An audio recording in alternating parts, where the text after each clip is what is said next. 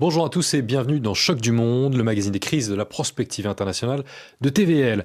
L'armée chinoise est la plus grande et la plus moderne qui ait jamais existé, a déclaré le 7 janvier dernier le général de brigade de l'US Air Force, Doug Wickert, lors d'une conférence sur les capacités militaires de Pékin. Alors, alarmisme de circonstances ou véritable constat objectif? Pour répondre à cela, je reçois Laurent Michelon. Laurent Michelon, bonjour. Bonjour Edouard. Merci d'avoir encore une fois répondu présent à l'appel de Choc du Monde. Je rappelle que vous êtes entrepreneur français en Chine, auteur de l'essai Comprendre la relation Chine-Occident et vous publiez vos analyses sur la chaîne Telegram Laurent Michelon officiel. Alors Wickert, que je viens de citer, n'est pas n'importe qui. Il dirige le 412e Test Wing, l'unité de l'US Air Force chargée de tester les nouveaux avions et de s'assurer donc que la puissance américaine demeure maîtresse du ciel. Mais le moins que l'on puisse dire, c'est que cette tâche devient de plus en plus ardue. La puissance américaine, bien sûr, a reculé à travers le monde depuis 2 décennies et cela se traduit aussi militairement et technologiquement. En 2027, la Chine aura 12 fois plus d'avions de combat modernes que les États-Unis et le rapport sera de 5 à 3 pour les avions de chasse dits de 5e génération, c'est-à-dire d'appareils furtifs dont la conception date des années 80. Et selon d'autres sources, la marine chinoise excède déjà l'US Navy avec 370 bâtiments contre 290. Alors je vous assomme un peu de chiffres pour commencer. Mais Laurent Michelon, pourquoi et comment la Chine a-t-elle mis le paquet ? Je croyais à vrai dire que la Chine était une puissance tranquille, en tout cas elle veut le dire, mais ces chiffres nous rappellent qu'elle est une puissance navale, qu'elle revendique de nombreuses îles, Taïwan, mais aussi en mer de Chine contre les Philippines par exemple. Nous pouvons voir d'ailleurs sur cette carte des colliers d'îles différents. Laurent Michelon, je reviens à mes questions. Comment et pourquoi la Chine a-t-elle mis le paquet ? Pourquoi d'abord Je pense qu'il faut, comme vous le dites, la Chine, qu'on pensait être une puissance tranquille, est une puissance tranquille. D'abord, il faut regarder son histoire. Ce n'est pas une puissance expansionniste. Il faut se rappeler que au XVe siècle, la Chine a sabordé sa flotte impériale avant tout le monde, avant même que Christophe Colomb découvre les Indes. Parce que la Chine avait réalisé que trop de liens avec des contrées lointaines, même si c'était pour du commerce, ça pourrait apporter beaucoup plus de problèmes que de solutions. La Chine n'a jamais eu de politique colonialiste non plus. Mais ce qu'il faut voir, c'est que si on revient maintenant rapidement au XXIe siècle, la Chine est entourée de bases militaires américaines. C'est ça qu'il faut constamment rappeler, c'est que les États-Unis, que ce soit les États-Unis seuls ou l'OTAN, ont plus de 800 bases militaires dans le monde hors des États-Unis, et qu'elles sont toutes concentrées autour de la Russie et de la Chine. Il suffit de voir une carte de ces bases pour voir que vraiment la politique américaine et de l'OTAN sur la question, c'est vraiment d'enfermer en fait la Chine et la Russie dans une nasse en fait de base militaire.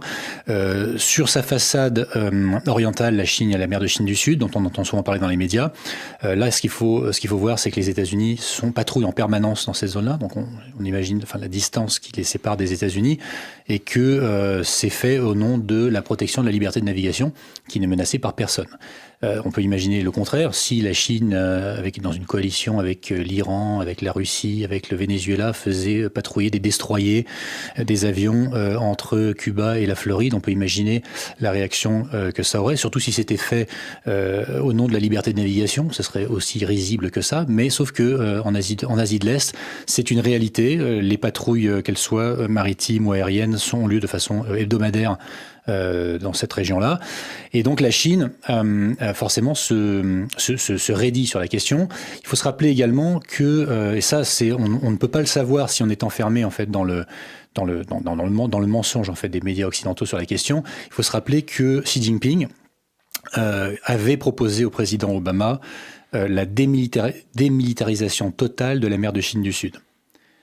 Ça a été refusé. Alors cette anecdote entre guillemets a été rapportée par l'ambassadeur de Chine américain à l'époque aux États-Unis, Stapleton Roy, qui en a parlé dans un certain nombre d'ouvrages. C'était aussi également dans les archives du State Department américain.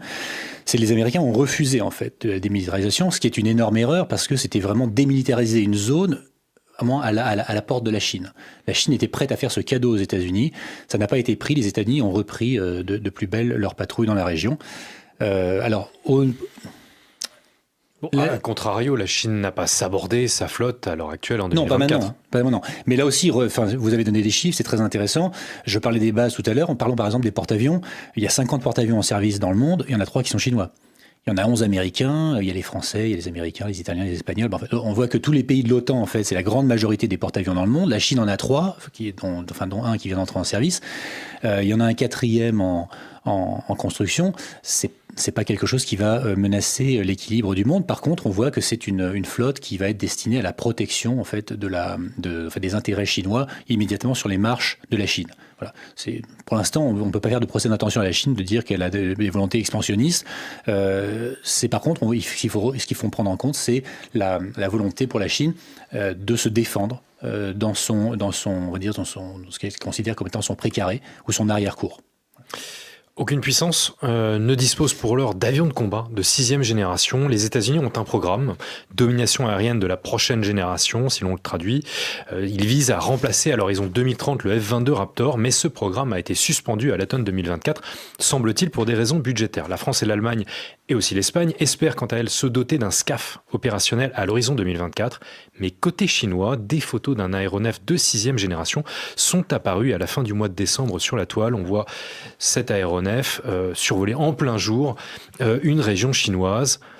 Il y a quand même une offensive à minima technologique de la part de Pékin. Alors oui, là aussi, effectivement, je pense qu'il y a beaucoup d'expressions utilisées à tort et à travers dans les médias, de parler de 6e génération. C'est un peu prématuré. D'abord, ça n'est pas défini précisément qu'est-ce que c'est qu'un aéronef de 6e génération. Il y a des indications qui ont été données dans certaines publications militaires occidentales sur une super furtivité, l'utilisation d'armes, on va dire du type laser, de certaines choses comme ça, mais ça n'a pas vraiment été défini. Aussi une certaine altitude, être capable de dépasser la vitesse du son sans passer en post-combustion. Mais tout ça, ça reste très théorique. Il faudrait plutôt parler d'un 5,5 une génération 5,5 pour cet aéronef-là. Effectivement, le fait qu'il ait été montré en plein jour au-dessus de la ville de Chengdu, c'est assez bizarre.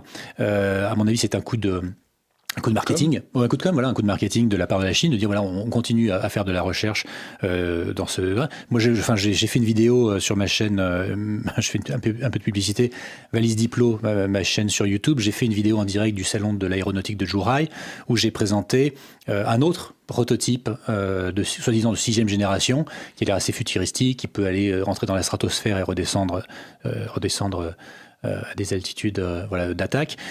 Tout ça, ça reste du domaine du prototype, même de la maquette souvent, plus d'autres choses. Là, on a vu effectivement un avion qui vole, mais on n'a aucune information sur ses performances techniques, sur ses performances, sur quel type d'armement il va embarquer.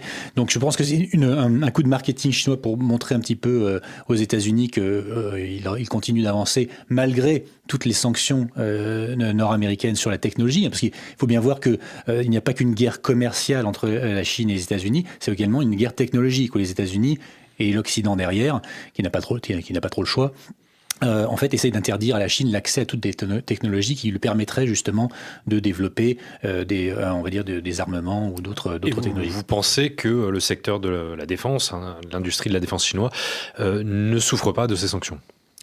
Non, parce que on voit que les sanctions pour l'instant sont beaucoup sur des semi-conducteurs de très petite nanométrie, donc il n'y a pas besoin dans l'armement parce qu'il y a assez de place pour avoir des processeurs un peu plus gros.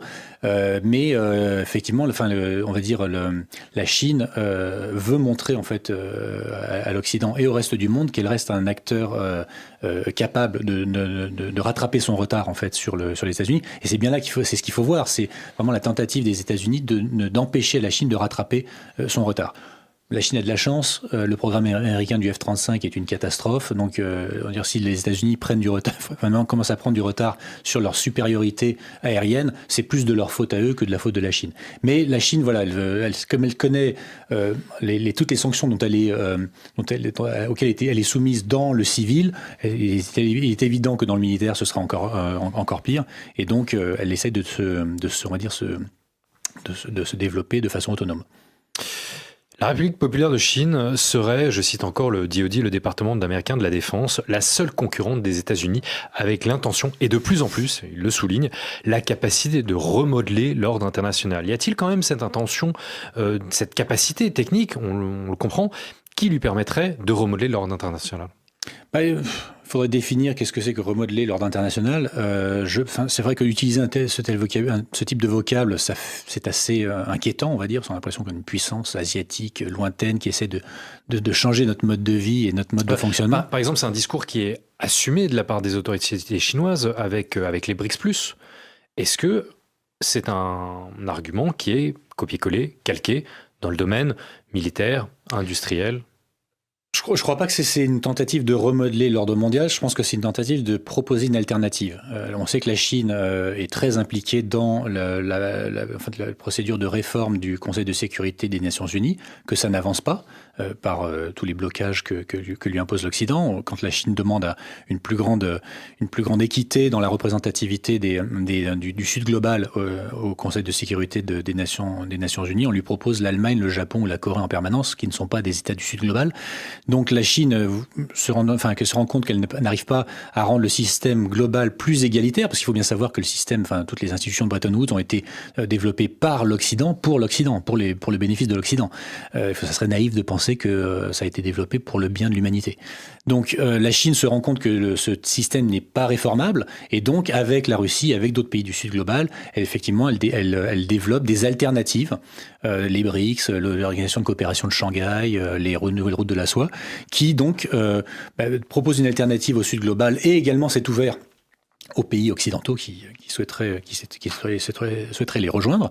Et on voit effectivement que la liste d'attente est très très longue, notamment pour les BRICS. Et récemment, on voit que des pays comme l'Indonésie viennent d'y entrer. Et c'est ce qui, à mon avis, fait peur on va dire, à l'hégémon anglo-américain, comme je l'appelle, et malheureusement à des pays suivistes comme la France, qui effectivement se voient un petit peu, on va dire, perdre de leur importance géopolitique, parce qu'il y a maintenant une alternative et que le Sud global se penche plutôt de ce côté-là. Vous évoquez Légémon américain, Laurent Michelon, revenons-en à celui-ci, parce que j'ai une citation du DoD, encore une fois, du département américain de la Défense, publiée le 15 décembre dernier dans son rapport « Les développements militaires et sécuritaires », adressé donc au Congrès. Le DoD estime que les capacités militaires chinoises qui se développent lui permettent des projections au-delà de la première chaîne d'îles. Vous avez peut-être des choses à dire sur ce concept de première chaîne d'îles, Laurent Michelon. Et puis, le 10 janvier dernier, le média anglo-saxon Naval News publiait les photos de la construction de barges d'assaut dans le port de Guangzhou, dans le sud de la Chine donc. Ces barges d'assaut mesurent 120 mètres de long et seraient parfaitement adaptées pour une invasion de Taïwan, dit Naval News. Nous voyons donc les photos. En 2021, le commandant en chef des forces américaines du Pacifique, l'américain Phil Davidson, estimait probable une invasion, dit-il, de Taïwan dans les 6 prochaines années. Il le disait en 2021. Nous sommes en 2025, 2027 c'est dans 2 ans. Une probabilité ? Alors là aussi, effectivement, est intéressant de voir que les Américains connaissent déjà la date d'une confrontation avec la Chine, sans que la Chine n'ait jamais parlé d'invasion de Taïwan. Donc c'est quelque chose qui est intéressant. On voit qu'il y a un programme américain, effectivement, de militarisation de Taïwan. Ça, c'est disponible dans tous les médias de masse. On voit que Taïwan est en train de devenir une poudrière. Les États-Unis ont déclaré que Taïwan serait leur stock d'armes pour toute l'Asie. Quelque chose aussi qui passe complètement sous le radar des médias occidentaux, c'est que Taïwan, depuis 2024, bénéficie, entre guillemets, du même programme en anglais qui s'appelle Lend-Lease. C'est donc de prêt et de leasing, en fait, pour des armes, et qui, en fait, c'est le même programme dont bénéficiait l'Ukraine, dont bénéficie toujours l'Ukraine jusqu'à présent, et qui, en fait, impose globalement aux autorités taïwanaises d'acheter. Donc ils reçoivent des bons d'achat en fait en prêt à valeur de, je crois que c'est plus de 12 milliards de dollars américains, pour acheter du matériel militaire américain qu'ils sont obligés de renouveler tous les 12 ans. Donc c'est une militarisation forcée de l'île de Taïwan. Donc tout ça sont des initiatives américaines. C'est pas du tout quelque chose qui est qui est demandée par la population taïwanaise. On voit que la semaine dernière, il y a eu une manifestation à Taipei, là encore, dont les médias occidentaux n'ont absolument pas parlé, d'opposition au gouvernement en place, au gouvernement séparatiste en place. Plus de 150 000 personnes dans les rues, personne n'en a parlé en Occident. Alors que quand il y a une petite manifestation anti-chinoise à Taipei qui réunit 50 000 personnes, là, par contre, on en entend parler partout. Donc, ce qu'il faut voir, c'est que cette militarisation de Taïwan, mais pas seulement de Taïwan, de la Corée du Sud, du Japon, Taïwan vient de recevoir ses missiles HIMARS. Donc là encore, on voit qu'on franchit un pas, puisque ce sont des missiles à moyenne portée. Le Japon vient d'acheter des Tomahawk. Les Philippines viennent d'ouvrir une dizaine de bases supplémentaires aux Américains et sont également engagés à acheter des stocks d'armes faramineux. Donc tout ça est orienté vers une confrontation avec la Chine, quelque chose qui va être complètement, on va dire... au détriment de ces pays qui sont voisins de la Chine. Vous percevez, vous dénoncez une course aux armements dans la région. Une course aux armements qui est provoquée par les États-Unis et qui donc la Chine, en réaction, effectivement, s'arme. Et vous parlez de cette barge de débarquement, je crois que c'est le projet H076, quelque chose comme ça. Et effectivement, la Chine est obligée de se préparer à ce type de scénario. On dit que c'est destiné à une invasion de Taïwan. Moi, je ne le pense pas, personnellement. On le sait. Alors à qui donc? Les Philippines sont aussi une poudrière Une barge amphibie, qu'est-ce que c'est? C'est un porte-hélicoptère et un porte-drone. Donc, je sais pas, est-ce que l'Angleterre en a aussi, la France en a aussi? Est-ce qu'on a l'intention d'aller envahir des voisins? Je ne le sais pas. Mais le fait que la Chine s'arme de la même façon que les pays occidentaux, ce qui est intéressant, c'est qu'on attribue toujours à la Chine des intentions maléfiques, alors qu'elle ne fait que développer du matériel qu'on a déjà, nous, depuis des années. Donc, quelles sont les intentions de la Chine? Je ne le sais pas, contrairement aux journalistes qui, eux non plus, ne le savent pas, mais lui feront des procès d'intention. Moi, je ne dis pas que je sais ce qu'elle va faire. Ce que je sais, c'est que la Chine s'arme de la même façon et qu'elle est toujours très, très en retard par rapport aux nations occidentales qui lui cherchent, on va dire, des poux dans la tonsure dans son arrière-cour. Il faut toujours se rappeler que la Chine n'a jamais l'intention de dépasser cette première ligne, en fait, dont vous parlez, cette première ligne d'îles. Voilà, qui sont en fait, là aussi, une île qui a été délimitée par les États-Unis et qui sont en fait les Kuriles, les Ryukyu, le Japon, Taïwan, les Philippines, jusqu'à Bornéo. Et ça, c'est la ligne dans laquelle les États-Unis souhaitent en fait cantonner la Chine, l'empêcher de sortir. Voilà. Et la deuxième ligne, c'est Guam, c'est les îles Mariannes. Et il faut rappeler là aussi que les États-Unis viennent de rouvrir... Territoire américain. Il faut se rappeler que les États-Unis viennent de rouvrir l'aérodrome Tinian dans les îles Marshall du Nord, qui est l'aérodrome d'où a décollé les 2 bombardiers qui ont atomisé le Japon. Voilà, cet aérodrome est en train d'être étendu. Donc, est-ce que c'est la Chine qui est en train de remilitariser la région, ou est-ce que ce sont les États-Unis qui le font en premier et la Chine qui répond? Voilà, question ouverte. Alors, spécialiste. La Chine est dotée désormais du 2e budget militaire au monde, 220 milliards d'euros en 2024, une hausse de 7,2%. Dans certains pays, je pense à la Russie, l'augmentation du budget s'accompagne d'une militarisation du pays, d'un attrait de l'industrie militaire dans ce pays-là. Y a-t-il quelque chose de comparable ou d'analogue en Chine? Sentez-vous un attrait, par exemple, pour l'industrie de la défense dans les sociétés chinoises? Dans la société chinoise? Oui, tout à fait.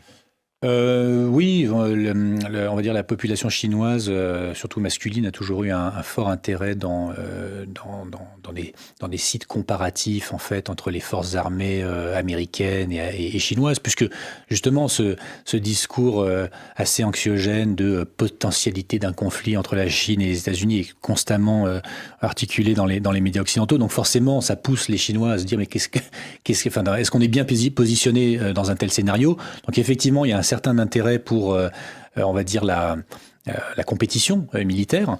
Je pense que le fait que la Chine redevienne une grande puissance, la grande puissance qu'elle était, il faut se rappeler, au XVIIIe siècle, avant les guerres de l'opium, la Chine était la première puissance économique mondiale.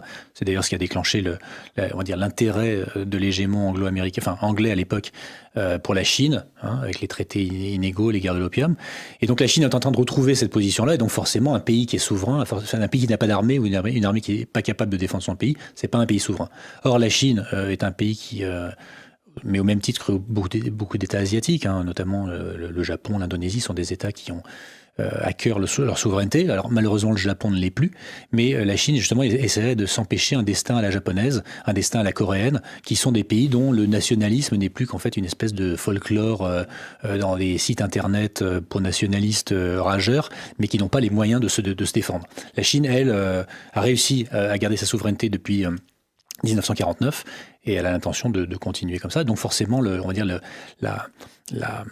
la compétition militaire est d'une importance majeure, mais là, il faut toujours le rappeler, c'est une conséquence des provocations de l'hégémon anglo-américain.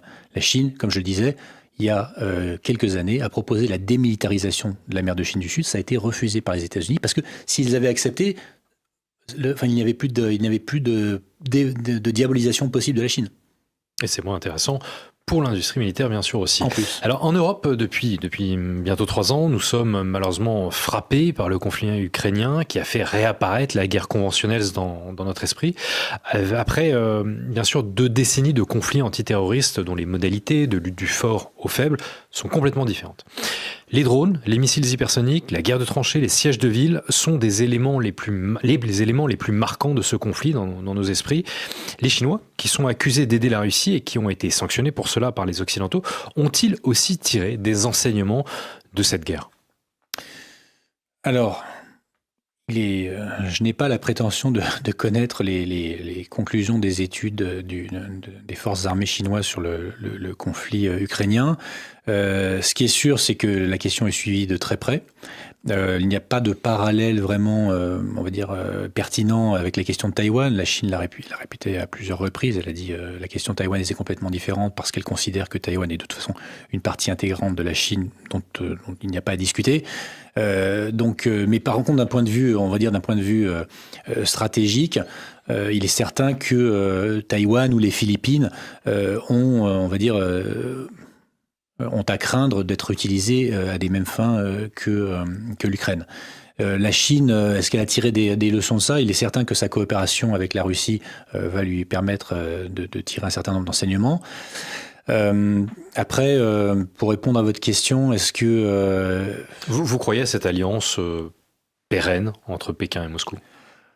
Pérenne, oui, mais on va dire à géométrie variable. Il se trouve que ils le disent des deux côtés, aussi bien Poutine que Xi Jinping disent que la relation est à un niveau jamais atteint dans l'histoire des deux pays auparavant. Il faut savoir que ces deux pays qui n'étaient pas particulièrement amis jusque dans les années 80-90, même c'était même assez hostile dans les années 60. Il faut se rappeler de la mauvaise relation entre Mao et Khrouchtchev.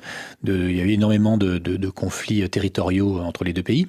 C'est des pays qui se regardaient un petit peu en chien de faïence. Là, il se trouve que, on va dire les dérapages ou les provocations insensées de l'hégémon anglo-américain les ont poussés effectivement dans les bras l'un de l'autre, et en fait a réussi à ce que Brzezinski appelait le cauchemar des États-Unis, c'était d'avoir la Russie, la Chine et l'Iran qui se coaliseraient de facto contre l'Occident, même si il faut se rappeler que la Chine et la Russie disent bien on ne fait pas, d'abord nous ne sommes pas une alliance comme l'OTAN peut l'être, 2, ça n'est pas, que ce soit les BRICS ou l'Organisation de coopération de Shanghai, ça n'est pas dirigé contre l'Occident. C'est un système alternatif, mais il se peut très bien que si la tension, on va dire, est diffusée, si la guerre en Ukraine s'arrête, que un certain nombre de provocations américaines cessent sous la nouvelle administration Trump, il se peut très bien que la relation se détende à nouveau entre la Russie et la Chine.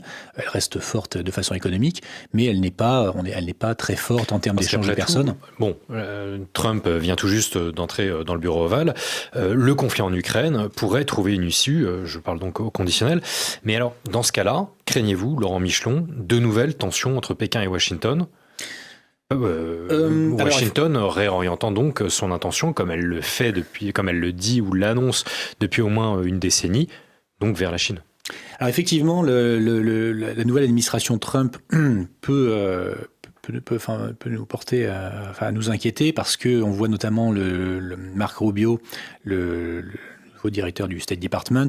C'est quelqu'un qui est connu comme étant un anti-chinois rabique. Il fait partie c'est un des premiers membres de l'IPAC, l'Alliance interparlementaire sur la Chine, qui est une espèce de de blob financé par George Soros, le National Endowment for Democracy, qui est la CIA, plus d'autres entités comme ça. C'est quelqu'un qui vient de ce marais-là, de ce marécage-là, et donc effectivement on peut s'en inquiéter. Après, il faut savoir que Donald Trump n'est pas quelqu'un qui écoute forcément ses conseillers. Hein. Ça lui a été reproché dans sa première administration. Ça sera peut-être encore le cas ici. Ce que je pense actuellement, c'est qu'il met sur le devant de la scène des gens qui sont réputés pour être assez anti-chinois, mais ce qu'il cherche à atteindre, en fait, c'est une position de négociation avec la Chine, parce que pour l'instant, il n'a pas de position de négociation avec la Chine. Voilà. Et donc, je pense que toutes ces questions d'acheter ou d'envahir le Groenland, le Panama et tout ça, ce sont des choses qui sont faites pour créer un petit peu la panique en Russie et en Chine, et puis arriver le 20 janvier à une position de négociation avec Pékin. Et je pense que son objectif à lui n'est pas une confrontation avec la Chine, mais c'est plutôt de réussir d'une façon ou d'une autre à tordre le bras à la Chine pour réindustrialiser les États-Unis jusqu'à un certain point, notamment par des transferts de technologie. Voilà, ça c'est ce que je pense, et donc je suis assez, en fait, finalement, optimiste sur l'issue de l'arrivée de Trump au pouvoir. Il va y avoir, à mon avis, beaucoup de remous dans les premiers mois, mais c'est vraiment pour arriver à une position de négociation, sachant que les États-Unis et la Russie auraient tout à gagner, tous les deux, d'être des moteurs de développement, des moteurs de croissance du monde. On est mieux avec 2 moteurs qu'avec un seul. Alors, le temps presse malheureusement. Nous pourrions évoquer les affaires de corruption dans l'armée chinoise. Je vais citer Xi Jinping. L'armée doit lutter contre la corruption pour garantir la loyauté, la pureté et la fiabilité absolue de la force. Si l'on en croit le DoD, encore une fois, pour jouer l'avocat du diable, c'est un frein à la modernisation des capacités militaires chinoises. Oui, c'est sûr, on le voit, et d'ailleurs le gouvernement chinois ne s'en cache pas. Il suffit de lire la presse chinoise toutes les semaines, on voit l'arrestation d'un haut dirigeant, que ce soit dans l'armée ou dans l'administration. Donc c'est quelque chose que le gouvernement chinois combat assidûment depuis 2014. La campagne anti-corruption a commencé en 2014, et là, 10 ans plus tard, on est toujours en train de trouver des gens comme ça corrompus, notamment dans l'armée. On a vu qu'il y a un certain nombre dans la diplomatie, il y a des gens qui ont été arrêtés, qui ont été démis de leurs fonctions. Il faut savoir qu'en Chine, il y a le même problème qu'il y avait en Russie dans l'immédiate, pendant les années Eltsine, c'est-à-dire qu'il y a vraiment une partie de la population qu'on peut qualifier de libérale, de pro-occidentale, et qui sont des gens dont l'allégeance n'est pas totale à la Chine. Et voilà. Bon, après, il y a beaucoup de rumeurs, il y a beaucoup d'histoires qui sont sorties dans les médias, mais dont on ne connaît jamais la fin, parce que il faut que ça reste discret. Mais ce qu'il faut savoir, c'est que le gouvernement chinois lutte du mieux qu'il peut contre l'influence occidentale, l'entrisme occidental dont est victime la Chine, de la même façon que la Russie l'était avant que Poutine prenne les rênes du pouvoir. On a le sentiment, si l'on revient encore une fois à l'armée chinoise, qu'il y a un manque d'expérience de combat. C'est ce qui revient sans cesse dans les rapports américains, etc. Voyez-vous ce talon d'Achille ? Potentiellement, oui. Mais c'est ça qui est marrant, c'est qu'on dit la Chine est une menace militaire pour le monde, mais en même temps, elle a aucune expérience de combat, et donc là, on revient en fait à une position un petit peu condescendante en disant de toute façon, ils ont beau avoir des millions de soldats et ça, ils savent pas se battre, ils se sont jamais battus, et voilà. Bon, donc il faudrait savoir, la Chine c'est un danger ou c'est une armée dont on peut ricaner. Voilà. Effectivement, la Chine a eu quelques escarmouches frontalières avec l'Inde, le Vietnam, la Russie, la Corée du Nord. Il faut se rappeler que la Corée du Nord, c'était le champ de bataille entre les États-Unis et la Chine. C'était rien à voir avec la Corée finalement.